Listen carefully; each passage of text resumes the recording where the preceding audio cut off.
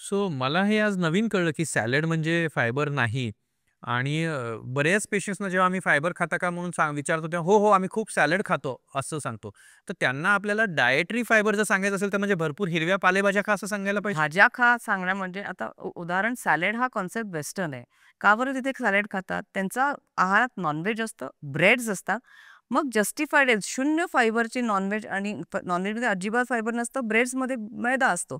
म्हणून ते सॅलड खातात. तर ते पचायला सोपं जातं कारण बाकीच्या जिन्नसात फायबर नसतो. माझ्या जेवणात पोळी आहे, भाजी आहे, वरण आहे, भात आहे, जे काही आहे सगळ्यात फायबर आहे. फक्त मी अंड नॉन-व्हेज खाल्लं तरच, दही, दूध खाल्लं तरच फायबर नाहीये. मग अशा वेळेस ह्या फायबरबरोबर मी बाउलभर सॅलड म्हणजे सॅलड वाईट नाहीये. बाउलभर सॅलड पचनाला ह्या फायबरबरोबर खूप जड आहे.